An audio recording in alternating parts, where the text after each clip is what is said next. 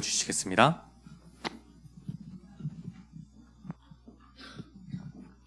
앞주에 우리 흐름을 바꾸자고 했는데 마음속에 꼭 담았으면 좋겠습니다.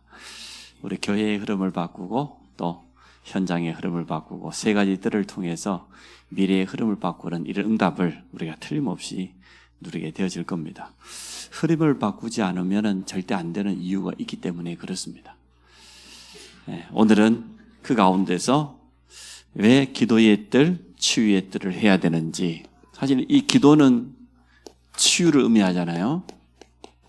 교회 안에 왜 기도의 뜰이 있어야 되는지 말씀을 통해서 확인하는 그런 시간 됐으면 참 좋겠습니다. 여호와 하나님은 치유의 하나님입니다. 여호와 라파라고 하죠. 하나님은 우리를 치유하시기를 원하십니다. 일단 치유 이전에 우리가 먼저 기억해야 될 게 있습니다. 오전에도 우리가 먼저 말씀을 붙잡고 언약을 붙잡고 기도해야 된다고 했는데, 치유 이전에 우리가 기억해야 될 게 뭐냐 그러면 하나님은 창조주라는 거예요. 하나님은 우리 인간을 만드신 분입니다. 그래서 우리에 대해서 가장 잘 알고 계신 분이 바로 하나님이십니다. 여러분 믿습니까? 내가 내 자신을 아는 것보다 하나님이 나를 아는 게 더 정확해요. 하나님 우리를 가장 정확하게 알고 계셔요. 그렇다고 하면 우리를 만드신 분, 우리를 가장 잘 아시는 하나님께서 우리를 치유하시겠다고 하면 간단한 것 아닙니까? 정통적인 신학에서는 이분법을 씁니다. 영혼, 육신 이렇게 치는데, 사실 우리가 치유라고 하는 관점에서 보면 3분법이 어찌 보면 참 좋아요. 영, 혼, 육신. 우리의 영혼이 언제 치유받습니까? 사실은 하나님의 형상 가진 영적 존재이기 때문에 우리 영혼 속에 하나님의 생명이 있었죠. 창세기 3장 문제로 말하면 빼앗겨 버렸는데, 허물과 죄로 죽었다는 말은 영이 죽었다 그 말입니다. 창세기 3장의 영적인 이 원죄는 하나님 떠나는 순간 영이 죽어버렸어요. 하나님 알 수 없어요. 불신자가 하나님 모른다, 당연한 겁니다. 불신자가 저 돌 앞에, 우상 앞에, 바다 앞에 가서 빈다, 당연한 거예요. 하나님 모르니까, 영이 죽어 있으니까. 우리하고 그 사람도 다른 게 뭡니까?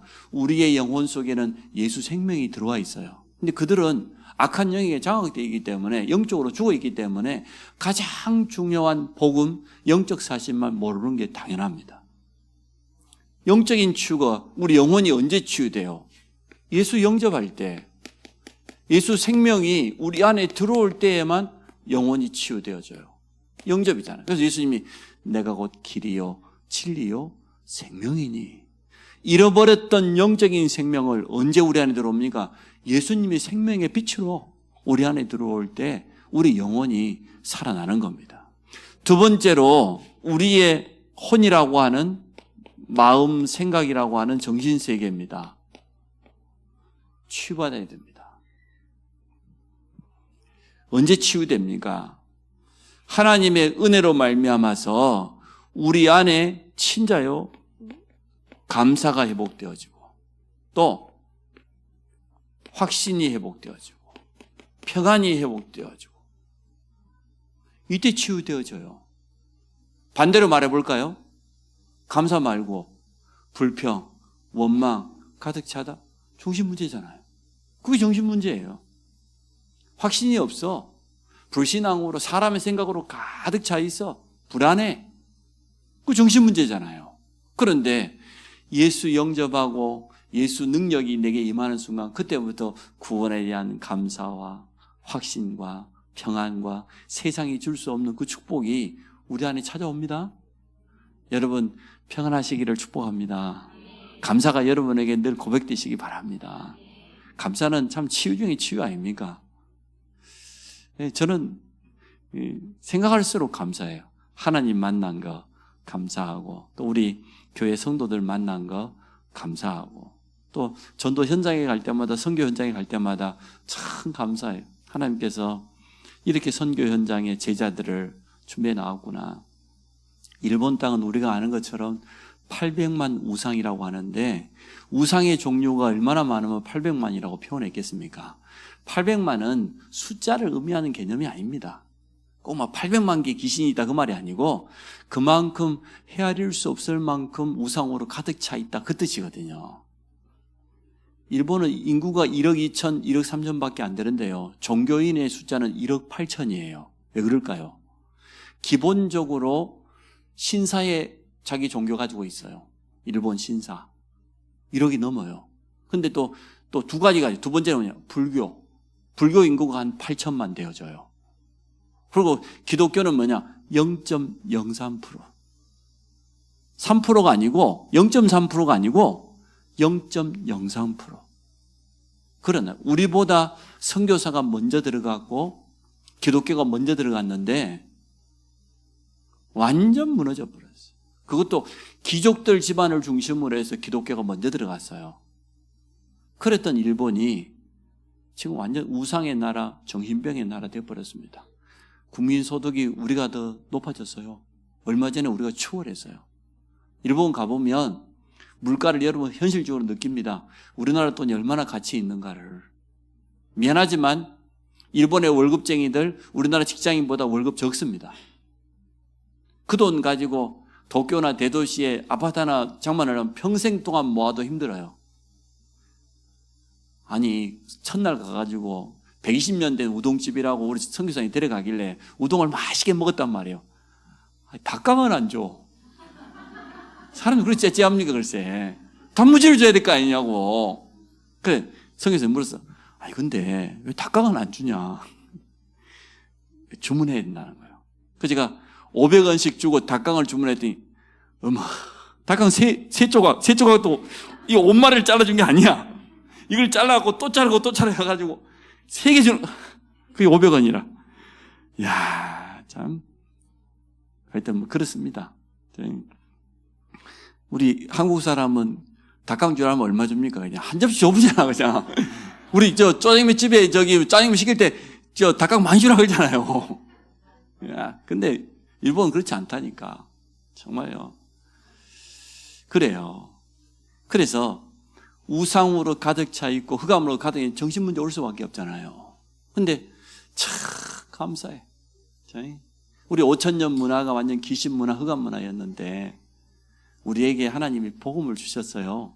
1885년에 선교사님이 들어왔는데 이제 내년이면 140년을 채우거든요. 140년 역사 가운데 지구상에 이렇게 빠르게 복음화된 민족은 없습니다. 우리 대한민국은 특별한 민족이에요. 빨리빨리 문화가 참 좋은 거예요. 빨리빨리. 응? 짜장면도 시켜놓고 빨리빨리. 왜 빨리 안 오냐고 또 주문하잖아요. 우리 또 전화하잖아요. 저도 막 치킨 막 주문해놓고 빨리 안 오면 막 또 전화합니다. 왜 빨리 안 갖다 주냐고. 좋은 문화예요. 어찌 보면. 응? 여러분 커피 그냥 마셔요. 호불하고 또 이고 막 그러잖아요. 빨리빨리. 사탕도 막 깨먹어버리고. 원래 그 사탕 그 빨아먹는 거거든요. 우리나라 사람들은 안 빨아먹습니다. 어떻게 이빨도 나가고 막. 하나님이 민족성 그대로 사용하셔요. 한번 따라 하시기 바랍니다. 아무것도 문제 안 된다. 생긴 대로 여러분 사시면 돼요. 아무것도 문제 안 돼. 하나님은 우리의 영혼을 예수 그리스도 영접함으로 살렸습니다. 구원에 대한 감사가 있고 영적인 세계에 대한 확신이 있고 미래에 대한 참된 소망이 있고 세상이 줄 수 없는 참된 평안이 있다고 하면 우리의 마음과 생각도 치유됩니다. 거기에다가 우리 육신 보세요. 우리의 몸 태어날 때부터 건강한 사람이 있는 것 같아요. 저희 집은 에어컨 온도를 뭐 26도, 27도 이하로 떨어뜨린 적이 없거든요. 그 정도면 충분해요. 근데 어떤 집에 가면 22도, 18도 뭐 이러고, 이야, 내 속으로 건강하다. 우리는 얼어 죽어 버리는데, 태어나면서부터 건강한 체질이 있는 것 같아요. 체질적으로. 그러나 더 좋은 게 있습니다. 하나님이 축복하셔야 됩니다. 여러분 건강을 하나님 축복하셔야 돼요. 하나님이 우리 생명을 붙잡아 주셔야 되지. 내가 아무리 건강한 체질 부모로부터 유전으로 물려받았다고 해도 하나님 축복 안 하면 그거 헛일이에요. 건강하던 사람이 어느 하루아침에 갑자기 불려가는 거 저도 봤어요. 우리 친구 하나가 주일날 오후에 들고 와가지고 집에 있다가 심장마비로 가버렸다니까 그냥. 교회 건사인데 얼마나 안타까운지. 얼마 전까지 같이 만나고 뭐 같이 기도 제목 나누고 우리 친구들 전도하기 위해서 계획적으로 했는데 하나님 축복하지 않으면 안 돼요. 여러분, 음식도 잘 먹고 영양제, 보조제도 잘 잡수고 운동도 하시고 그렇게 해야 되는데 기도하시면서 하셔야 돼요. 기도하시면서 음식하고, 기도하시면서 운동하고, 기도하시면서 호흡하고 그러셔야지. 하나님이 축복하지 않으면 그 모든 거 흔들되는 거 하루아침입니다. 여러분 산업도 하나님이 주인 되시기 바라요. 하나님이 축복하셔야 돼요. 하나님이 축복하는 건 간단하거든요. 정말로 언약이 있냐? 정말로 전도와 선교와 후대에 대해 방향 맞췄냐? 그러면 괜찮아요. 아무것도 문제될 거 없어요. 그래서 우리의 영혼을 치유하시는 하나님, 우리의 마음과 생각을 치유하시는 하나님, 우리 육신에도 하나님의 축복이 임하게 될 줄로 믿습니다. 이유가 있습니다. 우리는 증인으로 서야 되니까. 하나님 우리를 치유하시겠다고 했어요. 우리 가정을, 우리의 산업을 치유하시겠다고 했어요. 현장 앞에 증인으로 서야 되니까. 자, 오늘 간단히 한번 설명을 해볼게요. 첫째, 우리는 이 시대의 문제를 잘 알고 있습니다. 제일 첫 번째 문제가 뭐냐면 정신병 시대가 되었습니다. WHO라고 하는 세계보건기구가 말했어요. 전 세계는 지금 정신병동이라고. 실제로 정신병자들이 얼마나 많은지 몰라요. 하나님 떠난 인간은 결단코 뭐가 없냐 그러면 평안이 없어요. 불안해요. 평안이 없다고 하는 증거로, 불안하다고 하는 증거로 스트레스, 우울증, 노이로제 이게 깊어져 가니까 지금 정신과에는 박 터졌어요. 사람들이 막 몰려오니까. 저희 조카도 정신과 의사인데 환자가 너무 많이 몰려오고 너무 힘들다. 그럴 수밖에 없죠. 하나님 만나지 못한 사람이 육신적인 거 가지고 아무리 꾸미고 물질적인 거 막 채우고 자기 성공을 이루고 꿈을 이루고 그 오래 가는 줄 압니까? 오래 못 갑니다. 인간은 영적 존재예요. 영혼을 가졌기 때문에 하나님을 만나고 하나님 안에 있는 참된 평안을 못 누리면 마음이 절대 편치 않아요. 구원받은 성도라 할지라도 여러분이 하나님의 관계가 온전히 설정되지 않았죠? 진짜 은혜 받지 못하죠? 안 편해요. 영적 존재이기 때문에. 혹시 안 편한 분 있습니까? 여러분 하나님과의 관계 회복하세요. 모든 인간관계도 회복하고 그러셔야 돼요. 그래서 급증하는 정신 문제가 이제는 얼마나 심해. 전 세계가 정신병동 된다고 예언했는데 그대로 되어졌습니다. 점점 더 심해져 가고 있죠. 그래서 여러분 절대 불신자 건드리지 마세요. 시한폭탄입니다. 언제 터질지 몰라요. 은혜 못 받은 성도 절대 건드리지 마세요. 더 시한폭탄입니다. 건드리면 바로 폭발해버리니까 가만 하나님께 맡겨놓고 이 문제 있을 것도 없어. 놔둬보라. 주님은 참된 해답을 가지고 찾아오셨습니다. 마태복음 11장 28절에 수고하고 무거운 짐진 자. 진단이 정확하지요? 의사가 환자를 치유하려고 하면요 진단을 잘해야 돼요. 배 아픈 사람을 자꾸만 머리만 붙잡고 있으면 성질나지. 얼마나 짜증나겠어요. 그렇지 않아요? 내가 아픈 데는 여기인데 자꾸 엉뚱한 데만 보고 있으면. 근데 우리 주님은 진단을 정확히 해서 하나님 만나지 못한 불신자는 뭐냐? 수고하고 무거운 짐진 자입니다. 얼마나 세상 살기가 힘들어요. 입만 열면 죽겠다고 그러잖아요. 배고파 죽고 배불러 죽고 더워 죽고 추워 죽고 다 죽어. 산 사람이 없어. 다 내게로 오라. 내가 너희를 쉬게 하리라. 해답까지 주셨잖아요. 그리스도 안에 참된 평안이 있고 그리스도 안에 모든 것이 다 있습니다. 세상이 줄 수 없는 평안은 오직 예수 그리스도 한 분밖에 없어요. 그래서 요한복음 14장 27절에 내가 평안을 주노라. 내가 주는 평안은 세상이 주는 것과 같지 않다. 비교 불가해요. 세상에는 절대 평안 없어요. 그러나 그리스도 안에는 이 평안이 있습니다. 여러분, 이 평안을 여러분이 누리시기 바랍니다. 두 번째 시대의 문제가 뭡니까? 중독 시대입니다. 중독이라고 하는 단어는 어디서 시작되냐 그러면 잘못된 집착으로부터 시작되었어요. 우리가 올바른 집중이 뭡니까? 하나님께 집중하는 거예요. 하나님을 바라보는 거라. 그래서 오직 여호와를 앙망한다고 하면 집중이란 말이잖아요. 바랄 앙망이니까. 오직 하나님께 집중하고 오직 하나님의 말씀에 집중하고 하나님의 은혜 속에 들어가고 이게 올바른 집중이거든요. 그러면 다 치유돼. 당연히 올바른 집중하면 빨리 안 되는 것 같지만 시간 지나면서 차근차근 다 치유돼요. 근데 반대로 틀린 집중을 한단 말이에요. 틀린 집중은 나중에 집착이 되어집니다. 자녀에게도 집착하는 부모 있어요. 자기가 못다 이룬 꿈을 이루어달라. 내가 의사 되고 싶으면 못해. 너는 의과대학 가라. 그거 잘못된 거예요. 그렇지 않습니까? 하나님이 우리 인간 개개인에게 주어져 있는 달란트가 있고 전문성이 숨겨져 있는데 그걸 찾아야 되는 것이지 아빠가 못다 이룬 꿈을 네가 이루어달라? 말도 안 되는 거예요. 저도 우리 세 자녀가 있지만 마음속에는 있지만 절대 입 밖에 안 냅니다. 목사 되라 이런 말 안 합니다. 내 속에는 있어요. 우리 같은 동역자들 가운데 자녀들이 뭐 RTS 간다고 하면 제가 제일 부러워요. 어쩌면 그런 응답을 누릴 수 있냐.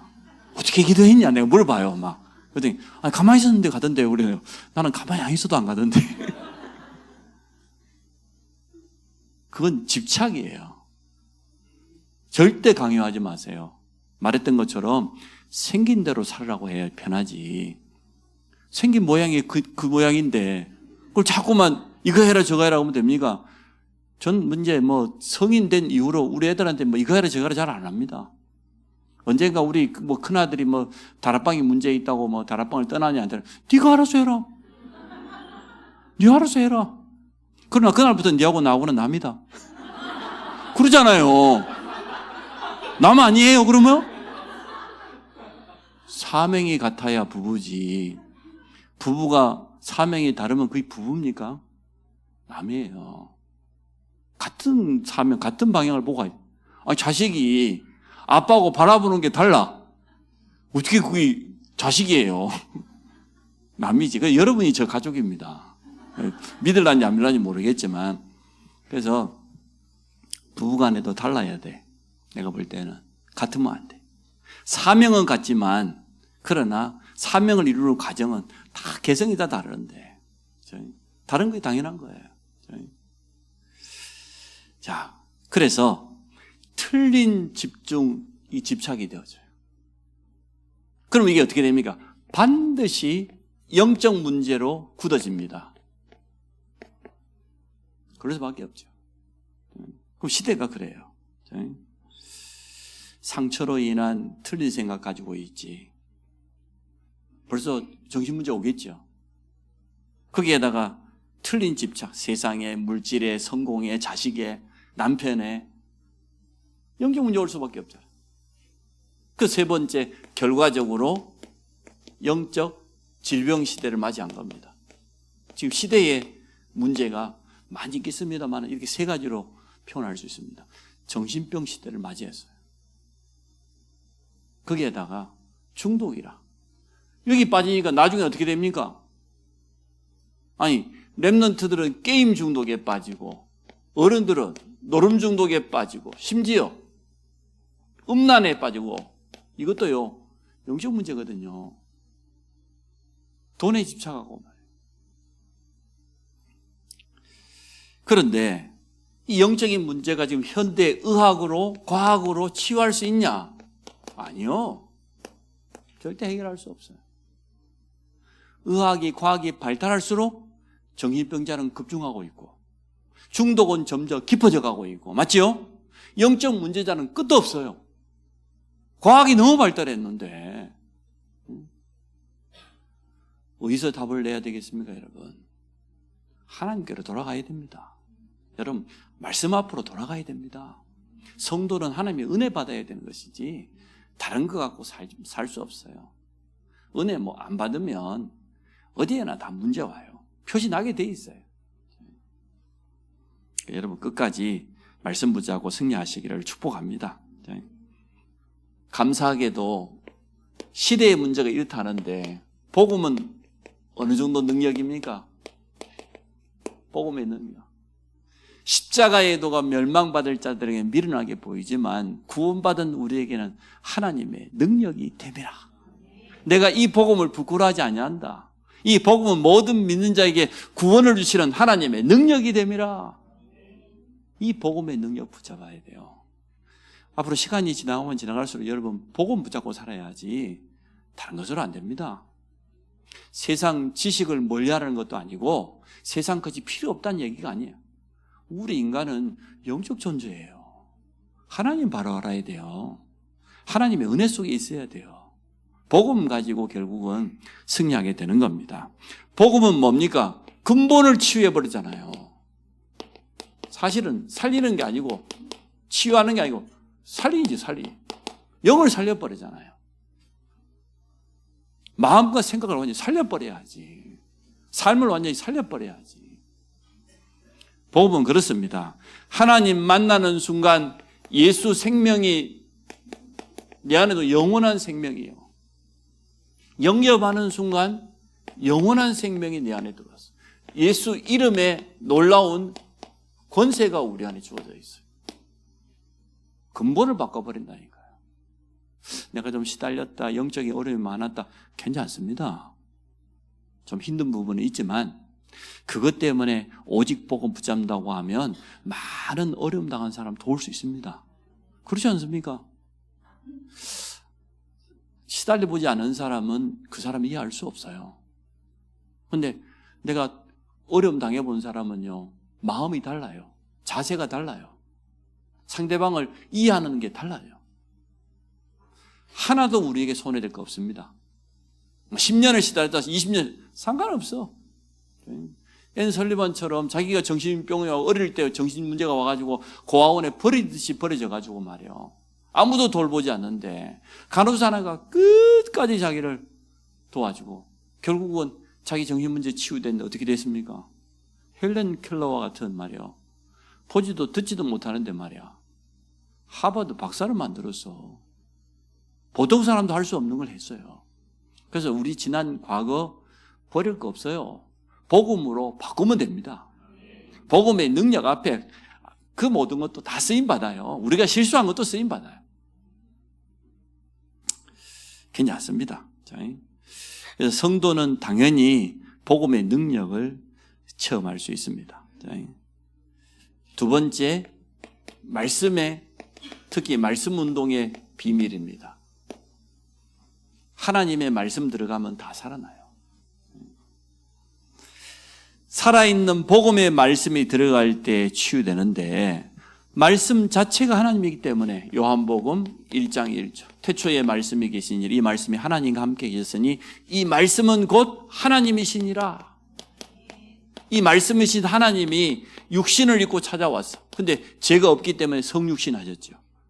예수 그리스도입니다. 여러분 시편 119편 전에 보셨잖아요. 말씀이 얼마나 능력이 있는지. 말씀 들어가면 다 삽니다. 청년이 무엇으로 행실을 깨끗하게 한다고 그랬어요? 오직 여호와의 말씀만 붙잡을 뿐이다. 다른 길은 없어요. 내가 주의 말씀을, 주의 법도를 지키려고 어떻게 하는?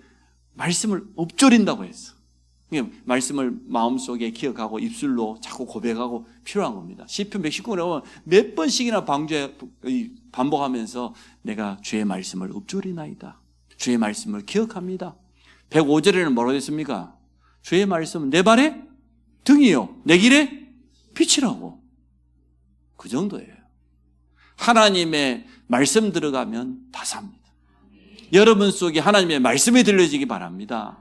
내가 마음에 들면 붙잡고 내가 마음에 안 들면 안 붙잡고 그게 어떻게 말씀입니까? 그건 내 감정이지. 우리 감정이요.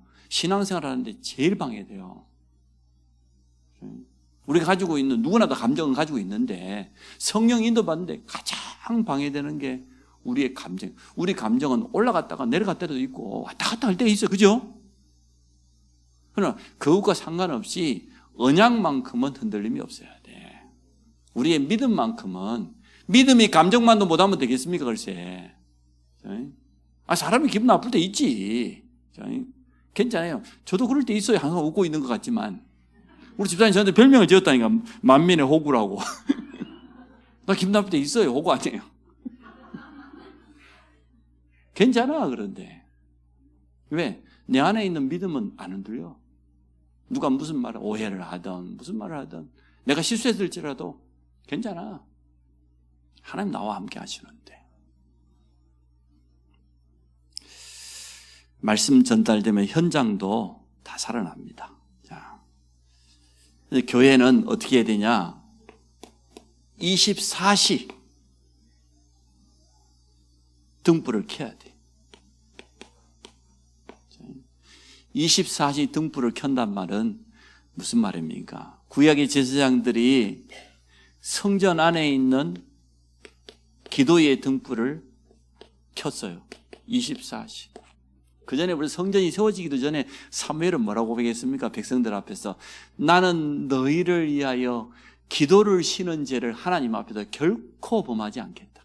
그러면 나는 하나님이 제사장이요 선자로 불렀는데 왕이 없을 때니까 이스라엘 지도자로 불렀는데 내가 해야 될 사명이 뭐냐? 백성들을 위해서 쉬지 않고 24 기도의 등불을 켜는 것이 사명은 그렇게 깨달았어요.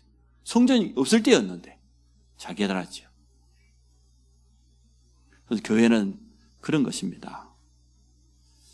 24 기도의 등불을 켜는 우리 안성인만을 되기를 축복합니다. 그 제사장들이 24시 성전의 등불이 꺼지지 않도록 관리하고 등불을 지키고 쉽게 말하면 기도했다 그 말이죠. 기도의 등불을 꺼지지 않았다는 거예요.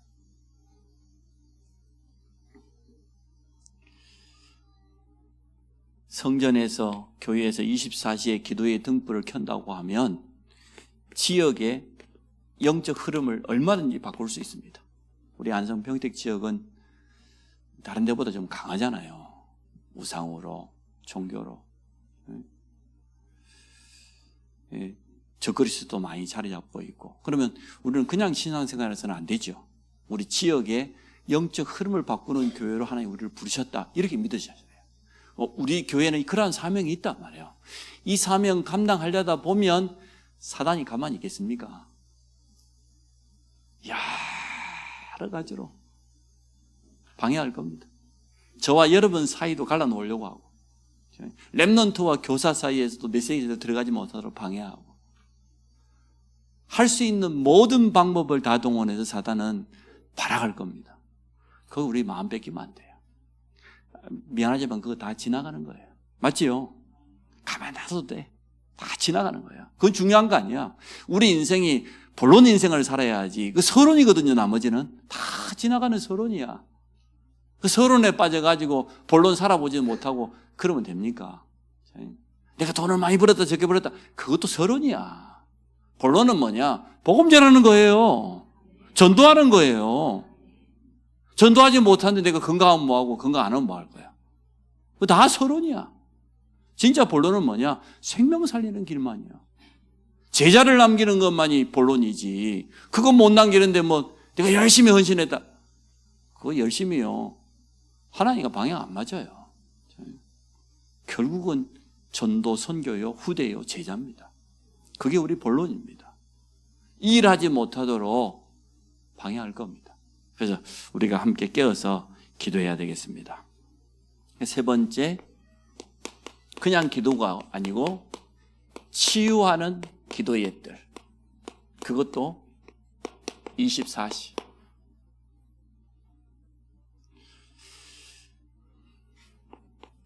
이사야 62장에 벌써 말했지 않습니까? 성벽 위에다가 파수꾼을 세워가지고 종일 종야 잠잠치 않게 해라. 그 파수꾼은 기도의 파수꾼입니다. 여호와께서 쉬지 않고 역사하시도록 하나님의 성령께서 역사하시면 돼요. 종일 종야 쉬지 않는 기도의 등불을. 틀림없습니다, 여러분. 아까 서론에 설명했던 것처럼 현장은 영적으로 병동입니다. 똑같아요. 병동 같아요. 현장에 있는 불신자, 영적인 환자입니다. 하나님 만나지 못한 사람이 환자지요. 그런데 감사하게도 복음 가진 전도자는 누구냐? 영적 의사예요. 분명한 해답을 가지고 있기 때문에 이 확신을 여러분 꼭 가지시기 바랍니다. 이것 가지고 우리는 기도의 뜰, 정확히 말하면 치유하는 기도의 뜰의 응답을 받게 될 겁니다. 앞으로는 이 부분을 놓고 기도하면서 인도받기 원합니다. 왜냐, 하나님은 이미 준비하셨다. 하나님 편에서는 이제 우리만 조금 깨달으면 되어져요. 우리의 믿음이 필요하고 또 우리가 하나 될 때 하나님께서 역사하실 겁니다. 자, 본문을 한번 돌아가 볼게요. 오늘 마가복음 11장입니다. 그들이 예루살렘에 들어가니라 예수께서 성전에 들어가서 성전 안에서 매매하는 자들을 내쫓으시며 돈 바꾸는 자들의 상과 비둘기 파는 자들의 의자를 둘러 엎으시며. 하나님 앞에 예배해야 될 성전에 뭐가 자리 잡고 있습니까? 지금 환전상, 그 다음에 장사꾼. 핑계는 참 좋아요. 하나님 앞에 우리가 헌금을 드리는데 다 달아 떨어진 때가 묻어있는 그 돈 드리면 되겠냐? 우리가 새 돈으로 준비해 놓을 테니까 와서 환전해갖고 드려라. 수수료는 내고. 그게 유대인들, 제사장들이 하는 짓이었어요.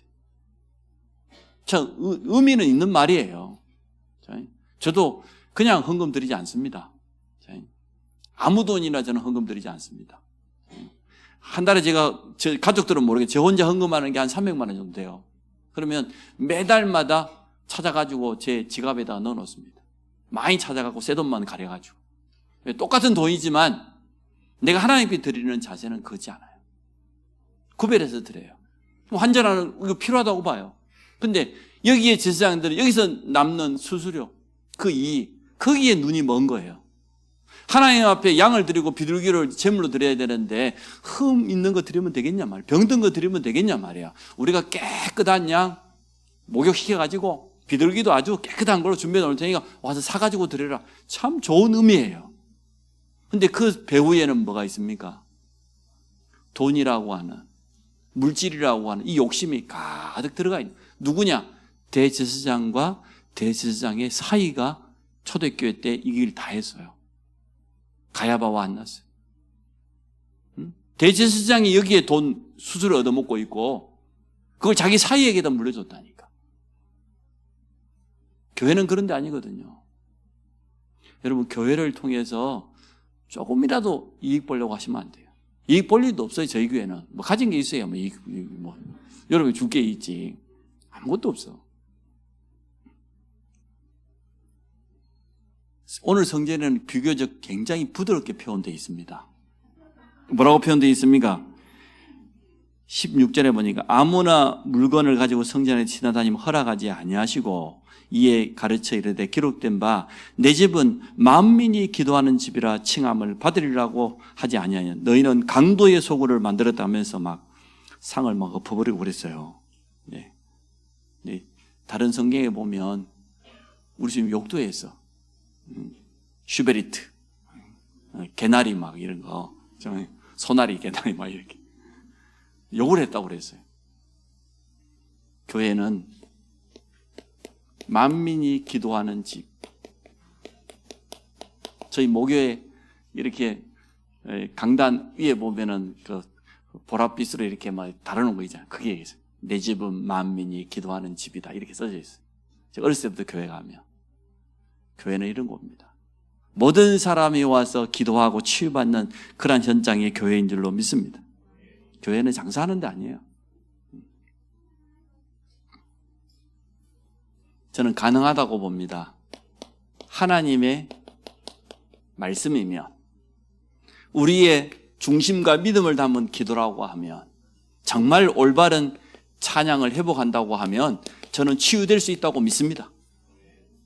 하나님은 하실 수 있다. 치유의 능력이 모든 성도들에게 나타날 수 있다. 그래서 그냥 기도의 뜰이 아니고 치유하는 기도의 뜰입니다. 이 응답을 우리가 함께 받게 될 겁니다. 세상 밖에 있는 사람들, 어려움 당한 사람들 참 많습니다.